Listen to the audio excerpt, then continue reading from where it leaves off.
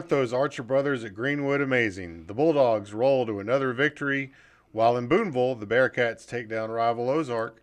Springdale is 2-0 for the first time since 2018, and Bentonville West and Rogers all lose tough ones. We'll have the story next on Prep Rally. You're watching the Prep Rally Podcast.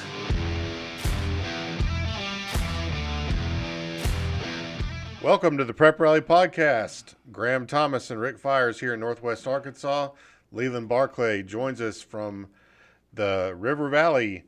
And Rick, it is good to see your smiling face again this morning. Oh my goodness, I didn't, I was sidelined for a little while, man. I went through a rugged rehab and I'm back and ready to go. Rugged rehab. I quit throwing up. Just don't eat the tamales anymore. That's it. Leland, how are things in the River Valley? Well, it was a little bit chilly this morning, and the River Valley Democrat Gazette offices in historic downtown Fort Smith. But I've dug my sweatpants out, and I'm prepared for winter. Oh, good for press box food too. The sweatpants are handy. All right, well, we had another great week of high school football, week 1 in Northwest Arkansas in the River Valley, and so with that in mind, we'll jump right into Leland's top 5, or the Gimme 5 segment for this week. So Leland, we're going to let you go ahead and get us started. Well, these are the top 5 performances from the last week in the River Valley. Number 1, we start off with our River Valley Player of the Week, quarterback Ryan Allen from Mountainburg. He led the Dragons to a 50-22 win over Cedarville to keep the treasure chest trophy. In Mountainburg, he had 20 carries for 301 yards and 6 touchdowns. He was also 6 for 6 passing for 108 yards and another touchdown. If you're counting, that's 7 touchdowns that he accounted for on Friday night. And he takes up kind of where he left off from last season. The last game of last season against Johnson County Westside, he had 311 yards rushing. And, of course, you can read all about that and some comments from head coach Zach Dean in today's, River Valley Democrat Gazette. Number 2, Teaguen Collins, a quarterback from Muldrow, in another rivalry game from Thursday night, led Roland to a 53-20 win over Muldrow. And listen to these numbers as well. 12 carries for 184 yards and 3 touchdowns. 10 of 14 passing for 158 yards and 2 touchdowns. And he returned 2 kickoffs for 97 yards, including an 80-yard touchdown run. Wow. He scored on runs of 57 and 63 yards and threw touchdown passes of 57 and 22 yards. And in a big, the battle of 64 between Muldrow and Roland on Thursday night. I can do math. I mean, that's a good night. That's 2 just tremendous performances by quarterbacks here in the River Valley last week in big rivalry games as well. And then number 3, of course, for the second week in a row, we go to Greenwood in the number 3 spot. And I know they're number 1 in the hearts of Greenwood, but Cash Archer, defensively last Friday against Northside in a shutout, 8 tackles for loss, a sack, and a forced fumble in that big 58-0 win over Northside. The offense also was rolling big for Greenwood. 472 yards of offense on 52 offensive plays. That's almost 10 yards a play.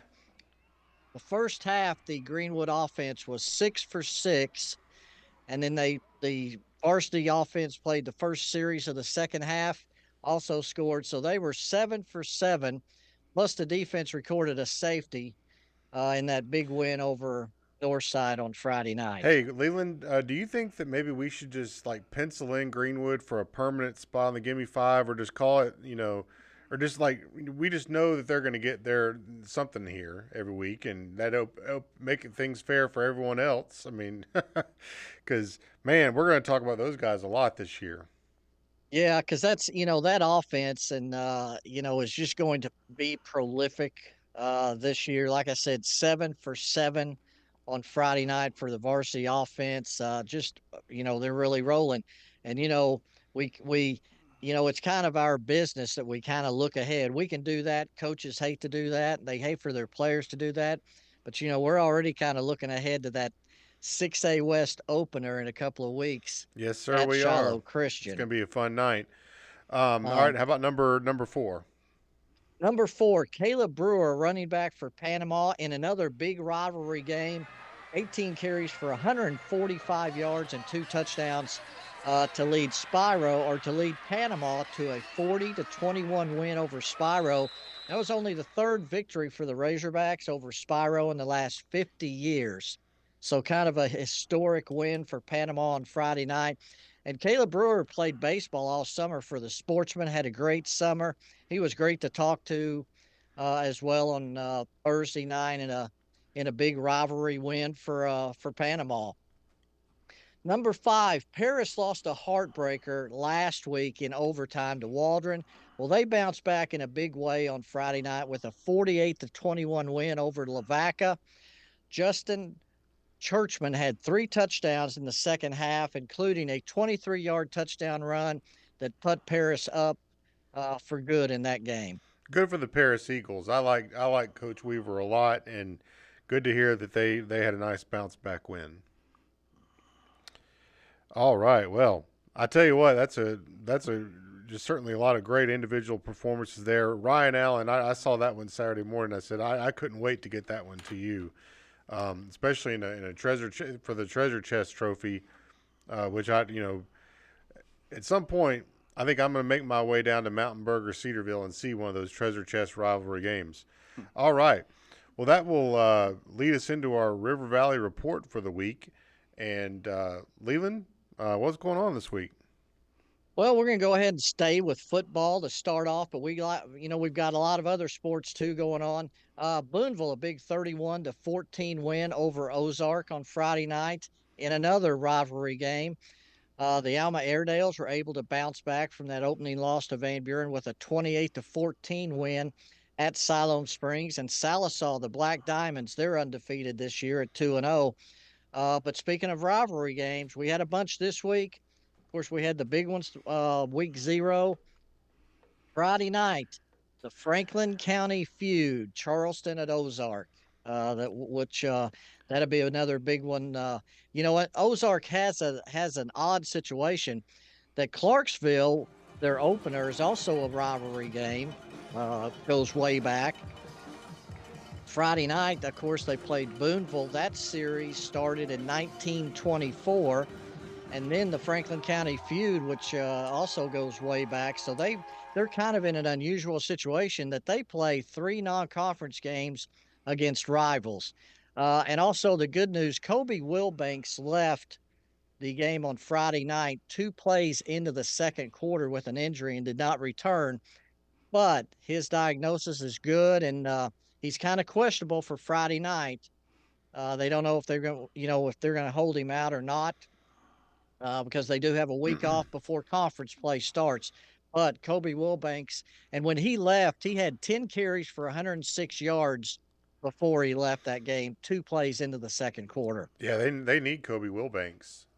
He's one of the best in the area for sure. So what of those 3 rival games for Ozark, which one is their number 1 rival? Is it this week with Charleston? I think it's probably the Franklin County feud. Because that's a kind of a historic one. They're all 3 historic. Booneville goes back. They've played 87 times now, and that one goes back 100 years. But I think the Franklin County feud is kind of the big one. Although they took quite a few years off and didn't play it, and they just renewed it back in 2004. So. What you got, Rick Fires? I'm saying, listen to Leland, so Ozark Hill, they can't get along with anybody. They're feuding with everybody then, right? This feud and that rivalry and this rivalry, wow, they're difficult. Well, that's a good point. And then volleyball, Hackett is off to an 11-0 start. They won the Huntsville tournament last Saturday, undefeated champs, but they're off to an 11-0 start And in their matches, they're 29-1. They've only lost one match out of that whole thing. Caitlin Edwards with 87 assists already. So Hackett, which lost in the championship game last year, they're off to a great start, and boy, they look poised to make another run this year as well. On that volleyball, didn't Hackett move down in class and Mansfield move up, or do I have that backwards? That is correct. Okay. They have flip-flopped. Yes, Hackett is now 2A and Mansfield is 3A. Okay. And then cross country this week, this past Saturday, the Van Buren girls won the Chaffee Strong Invitational. Abigail McCarty finished first. And then Nevi Angus from Alma finished second, and Olivia Prothrow from Mountainburg finished fourth in that. And the Southside boys won the Chaffee Strong Invitational on Saturday. And then in tennis, the Van Buren doubles, girls doubles combination of Kendall Bessie and Mackenzie Gilliam also remained undefeated with a win over Southside on Monday. And of course, this week in softball, fast pitch softball, the Floor County tournament's going on. So a lot going on in the River Valley, as I'm sure is going on in Northwest Arkansas as well. Yeah, and on that softball, you had a nice story on the Pecola Lady Indians and how they have the target on their back, and they actually even have it on their T-shirts, and that was in this week's River Valley Democrat Gazette. So I'm sure that'll be a very exciting time, and I'm glad they've got good weather to play in this week for sure. All right, well, we're going to take a little break, and as we go to break, we'll leave you with some video from the Ozark Booneville game that Mr. Barclay and his lovely wife Jennifer shot for us this past Friday night.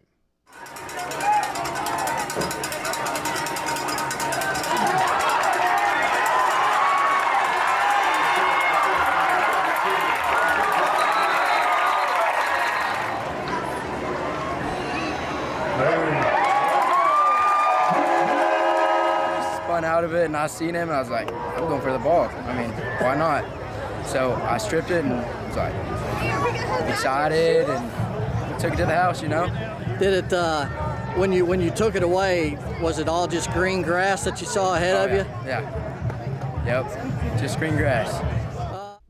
And we're back with the Prep Rally Podcast, and we're going to go ahead and turn it over to Rick Fires for this week's top 5. He was absent last week, so I'm sure he has a lot to give us this week for top 5. All right, top 5 performances Northwest Arkansas. This first one just makes me giddy. It makes me smile. You mentioned it earlier. Springdale High is 2-0, first time since 2018. To me, for Springdale has to be good. High school football needs to be good. When Springdale is good, high school football in Arkansas is good. They got to go back to Gerald Williams, all that, Gus Malzahn. Now you got Brett Hobbs trying to turn his alma mater around. It's been like a big ship trying to get that thing turned around. And, they got a chance to be 3-0. So great job by them. Our MVP, our player of the week for Northwest Arkansas, Carson Hayter. 3 touchdowns, 134 yards total offense. This kid shows off his versatility. He's a running back. He's a receiver, defensive back, backup quarterback, punter, kicker. The kid does everything. He's on their council for good students. Leadership council, yeah. Leadership. So Brett Hobbs really complimentary of him, and I am complimentary of Springdale. I love to see when Springdale's really good in high school football. And then staying with Springdale HarBer, they lost their opener over Broken Arrow, Oklahoma. Man, they bounced back, and let's see the score right here, 65-50 over Farmington. I don't understand why anybody can't stop anybody anymore, but that's the way it is these days, 65-50. And rushing attack for HarBer, 362 yards, 6 touchdowns. Titus Kramer led the way, 184 yards rushing, 5 scores. Hey, I want to say something about that one, too. Sure. Another, Hayter got the Player of the Week honors, but another good candidate would have been the quarterback, Evan Baker. I think he rushed for 3 touchdowns and threw for 3 touchdowns. So, that's when the quarterback, you can do a little more of those kind of numbers. Like when you're a receiver like Hayter is, there's only so much you can do until the ball gets in your hands. When I looked at both of them hard, but the kid, the versatility, he plays all over the field, does a little bit of everything. Going to volleyball, Shiloh Christian won a tournament. I can't remember what tournament it was, but they did win a tournament. And kind of going over to the south of here, Fort Smith Southside come up to Bentonville and then left 3-1 victory. Coach Natalie Thornberry, they always do a great job. They come up here to Bentonville and beat them on their home court. Gabriel Dupree and Lydia Pitts, 19 kills, 18 kills. That's quite a 1-2 punch right there. Let's go to, we had Gravette over at Jay, Oklahoma. They opened up a new stadium. I don't know what the name of the new stadium is. Do you? I think they just call it Bulldog Stadium. Bulldog Stadium. But I've been to some of these opening nights for a new stadium or a new gymnasium or something. They got special speakers. Everybody's in a good mood. Everybody's pumped up. And then the visiting team, in this case Gravette, goes over there and whips them. Gravette 45, Jay, Oklahoma 6. Just a great job by the Gravette Lions. Look like they're really going to be a contender this year in the 4A1 West. In my column last week, I wrote about the border wars, where Arkansas is holding up pretty well in these border wars. And here again, number 1 ranked Fayetteville. They're the Arkansas defending state champions, Arkansas' largest classification. So anytime they go out of state or something, everybody want to knock them off. Say, we want to beat them Arkansas teams. But Fayetteville, they rallied. They were down early at Broken Arrow, Oklahoma, and really got it going late. I've been bragging about their passing game, but the running game really did a great job to get them back in that game. They're 2-0, and listen, they got a week off, and then on the 27th, Texas High, Texarkana, Arkansas. They call it Texas High. They're a big-time program in that area down there. They're coming up here to play face-off against Fayetteville. That's a big-time game. You people who don't follow high school football very much, and if you got no allegiances to one of the area high schools, I recommend you come up here and watch the best of Arkansas football against one of the a real traditional teams down there in Texas. I think you would enjoy that game. It's going to be an electric atmosphere, and I know the Bulldogs really want to win that game. So let's see. That's 1, 2, 3, 4, 5. So that's what I got for Northwest Arkansas this week. Wow. I was following along that Fayetteville game, and they were down. They're in all of a trouble. sudden, I get my the story turned in, and they rallied, and so congrats to Coach Dick and the Bulldogs with a great job. Moving on into our Northwest Arkansas sports report for the week, and kind of like Leland, there's just a lot of stuff going on, and so we'll just kind of start with cross country season began this past weekend, and the Bentonville and Fayetteville teams sent a group of kids down to South Lake Carroll, Texas, to compete in the cross country meet down there, and they did well. The Bentonville boys finished 4th, and they just had an overall really good showing. Those are big meets. Yes. However, the kids from Bentonville and Fayetteville that were not going to that meet did compete in the Shiloh Saints Invitational on Saturday in Springdale. And both those teams did well in those meets too. On the small school side of it, Providence Academy, man, they're AAA and they're all in. I'm loving it. And Gabbie Bishop, who's going to runner, you're going to read a lot about. I believe she was our runner of the year last year, and she won the girls meet. Gravette won the small school boys meet, and I tell you.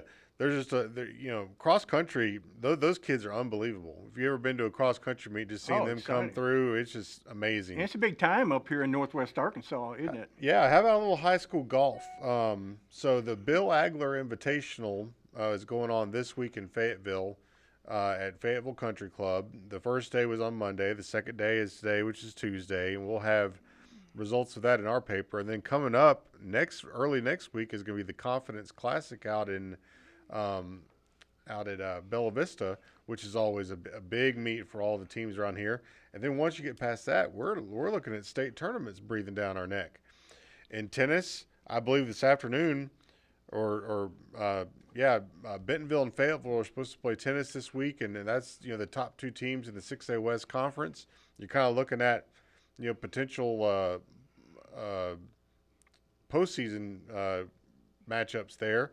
And, those two have already gone at it once with Fayetteville winning, but Bentonville won some of the matches there. Yep.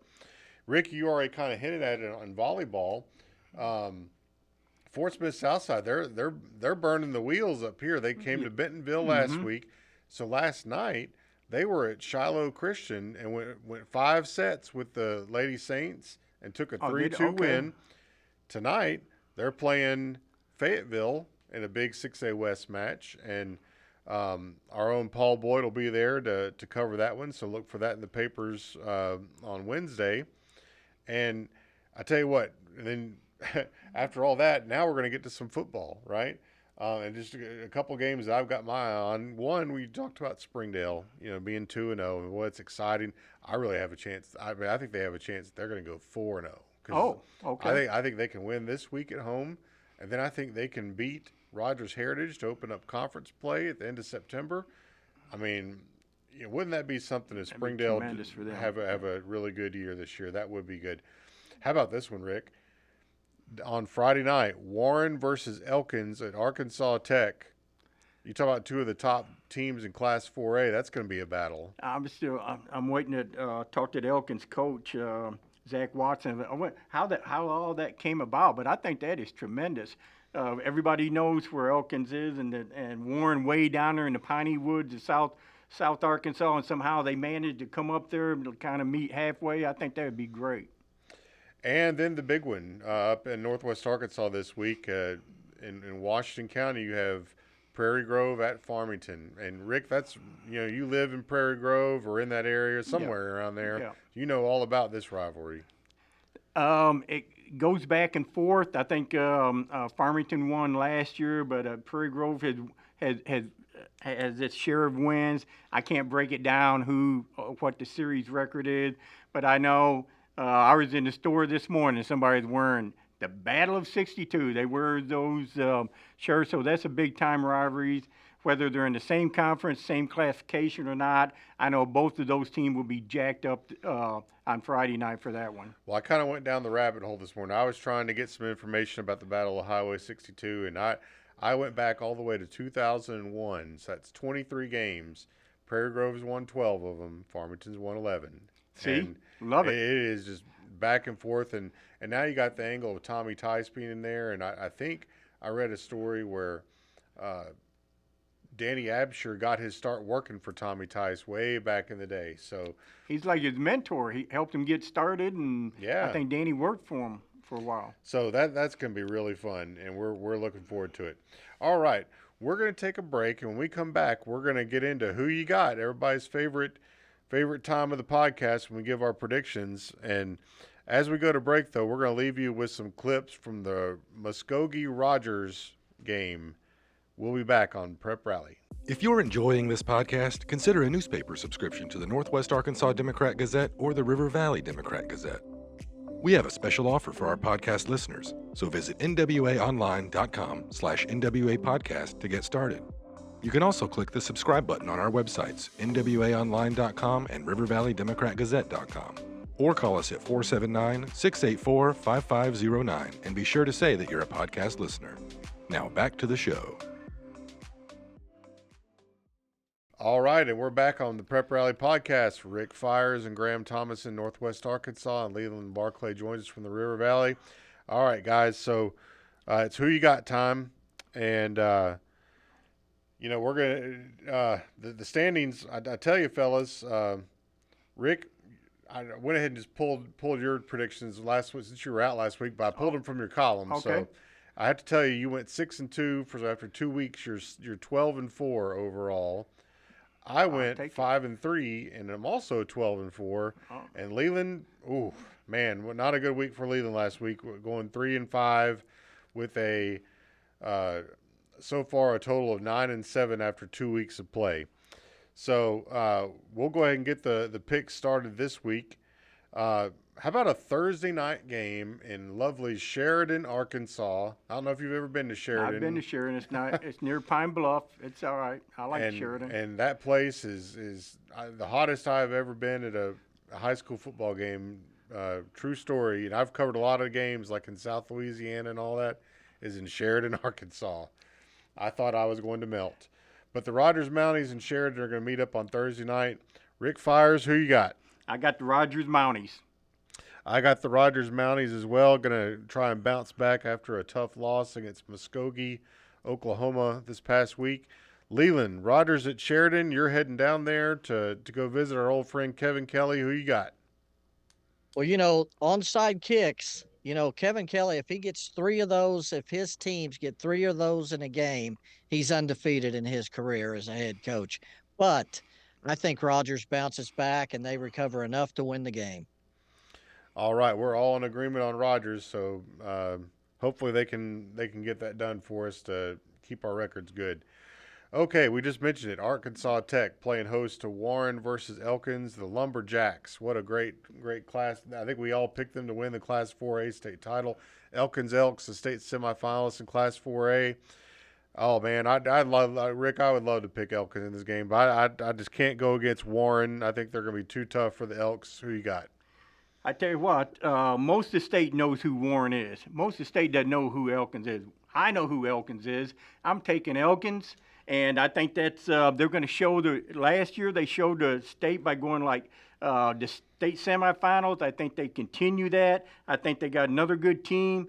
I saw where Warren lost to Greenbrier. I mean, that's the worst thing to try to pick a game based on what somebody else did. But I'm liking me some Elks in this game, so I'm going Elkins. Leland, who you got?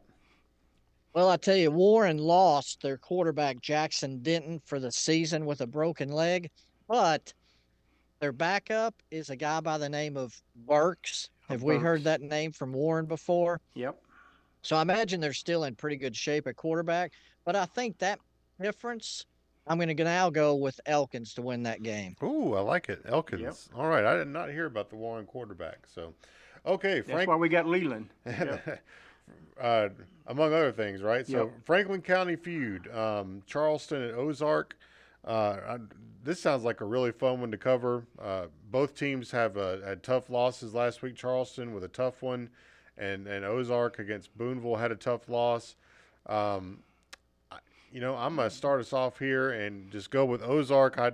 For the simple fact that Ozark is at home, going to bounce back against the Charleston Tigers. Rick Fires, who you got? I'm going Charleston Tigers. All right. Leland, who you got? I think the big thing here is with Kobe Wilbanks being questionable in this game. I think it was kind of a toss-up to begin with, but I definitely am going with Charleston now. Charleston quarterback Carter Little last week, lost to Pottsville, threw for 444 yards. So I'm going to go with Charleston to win the Franklin County feud. All right.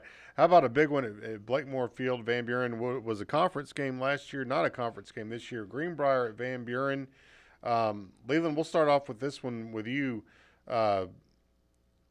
Pretty big game, I think, for the Pointers to try and bounce back after a tough loss to Springdale. Well, and, Greenbrier too, both of these teams, the final non-conference game for both teams, they want to go into conference play with some confidence, but I think the Pointers bounce back from a loss to a very good, obviously, Springdale team last week. I'm taking the Pointers as well. Rick, who you got? I got Greenbrier. Greenbrier. You saw them last year. You liked what they did. Yes. So. I remember them in that conference. I really liked them. Yep. Oh, how about this? The Alma Airedales have to go on the road to Hot Springs, making the trip over that way after a nice bounce back win at Siloam Springs. I'll tell you what, I'm going to take Hot Springs to beat Alma on Friday night. Rick, who you got? I'm going to take Alma. I talked to some of the players, and they're going to go down there, and they guarantee a win for me there, and they're going to go to the racetrack and put down $20 for me on to win at the horse track. Leland, who you got? I think one of the trifectas is Israel Towns Robinson with 200 yards rushing. I'm taking the Airedales. All right. I'm sure they'll take the pick I have for Hot Springs and use that as for whatever motivation they need. Hey, how about that? We talked about that border battle, Rick. So here's another good one for you this week. Actually, two that we're going to pick. Shiloh Christian at Lincoln Christian. This is one of those games last year where Shiloh slipped up a little bit over there, and for whatever reason, they're going back over there. They went to Little Rock Christian 2 years in a row, and they're going back to Lincoln Christian 2 years in a row. So, who you got, Rick? I'm going to go Shiloh Christian. I've got Shiloh Christian as well. I think they've really they've shown a lot, and we know they can score points. So I'm going to say they're going to score points. And Lincoln Christian really keyed on Bo Williams last year, and that was tough for Shiloh. Shiloh's got more weapons this year, so I'm going Shiloh. Leland, what you think? Who you got? Well, this is another one of the teams. Shiloh Christian, again, has lost their quarterback. I don't know if it's for the season or not. They were down at Little Rock Christian Friday night. They were down 12-0 early. They were down 26-15 at halftime and 33-22 going into the fourth quarter, and then scored 3 touchdowns in the last 9 minutes of the game, including the game winner with 19 seconds left. So you can never count them out. But, I think the losing a quarterback, I think it's going to take a little time for them to adjust, and I'm going to go Lincoln Christian. Okay. We talked about Springdale a lot on this podcast so far today. They're hosting Tulsa Bishop Kelly. This is an easy one for me. I think Springdale comes back home with a lot of momentum and takes care of Tulsa Bishop Kelly. So I am going Springdale High. Leland, what you think? Well, I tell you, from what I've heard, Julian Auroras in the middle of that Springdale defense, I think, their offense gets a lot of notoriety. They actually threw a touchdown pass last week, and they run the ball well. But I think defensively they're very good as well, led by Auroras, a junior defensive lineman. I'm going to go Springdale. And Rick? Yeah, Springdale. Well, I hope that, there's few places like Gerald Williams Bulldog Stadium on a Friday night when it's rocking and rolling. So hopefully they have a good crowd there and for an exciting football game. Okay, and that leads us into our game of the week, which is going to be the Battle of Highway 62, Prairie Grove at Farmington. Leland, who you got? Well, I'll tell you, how about this? These two coaches, Danny Absher and Tom Tice, combined have won over 500 games in their coaching career as a head coach. So how about that matchup? But neither one of them are going to throw a pass or make a tackle on Friday night. And it's a tough one, but I don't see Farmington being 0-3 going into conference play, even though they've, played 2 tough opponents. I think they do bounce back and get a win as they go into 5A West play. I've talked to a lot of people about this one, coaches from that conference or from the 4A1, coaches from the 5A West, and people are going both ways with it. Prairie Grove had a really impressive win against Tahlequah Sequoia last week. But I'm kind of with you, Leland. Farmington, they can score some points. They showed that last week. I'm going to go Farmington to take Prairie Grove in the Battle of Highway 62. Rick Fires, who you got? I'm going to Gimme. Who was it? Springdale HarBer just whacked them on the ground. If anybody knows how to use a rushing attack without that wing T, that's Danny Absher and the Prairie Grove Tigers. So they're going to pound Farmington, try to make them to stop them, and I think Prairie Grove gets it done in this one. Man, all right. We got a lot of diversity in these picks here. This is going to be fun to see where the standings end up next week. Hey, Leland, what you got for us on that? Well, I've got a bonus pick too. Being in last place, I'm going to invoke the Beano Cook rule. That since I'm in last place, that I can make a bonus pick this week. And I am going, have you guys ever, my wife got bitten by a couple of hornets last week. And, I don't know if you guys have ever been stung by hornets or not. But when you make them mad, the hornet can be a very, very dangerous thing. And Parkview made the Hornets, the Bryant Hornets, mad last year. Yes. I think Bryant goes to War Memorial Stadium on Friday night and knocks off the number 1 team in the state, Little Rock Parkview. Oh, man. I've had Little Rock Parkview in the top of my Arkansas sports media poll ever since I saw them in the state championship game against Shiloh last year. Man, that would be a heck of a win for the Bryant Hornets, who look like they're back by everything all considered. And the one game we didn't talk about this week was Conway and Bentonville, and Conway got the big win over Bentonville too. That's neither here nor there. We can't get it all on this podcast, but it's hard for Parkview always plays really well at War Memorial Stadium, and I guess Bryant does too for that matter. I'm going to stick with the Parkview Patriots, my number one team in the state, and I'm going to go Parkview. Rick, who you got? I've always said every time I pick up paper on Sunday or read that Parkview, I know they got talented guys going D1. I've always had an uneasy feeling about a 5A team being ranked number 1 overall when you got 6A, 7A. I think Bryant, for the 7A teams and some of the reason that Leland said, I think Bryant goes in there and beats them by a touchdown or 2. Ooh, wow. Man, guys, we can't be everywhere, but that would be a fun one to be at on Friday night. Yep. Luckily, the Democrat Gazette will have it all covered. Yep. Yes. So, well, folks, that's going to wrap up this week's edition of Prep Rally. You can find the Prep Rally podcast on nwaonline.com or wherever you get your podcasts. For Leland, Barclay, in the River Valley, and Rick Fires here in the studio in Northwest Arkansas, Graham Thomas signing off. We love you.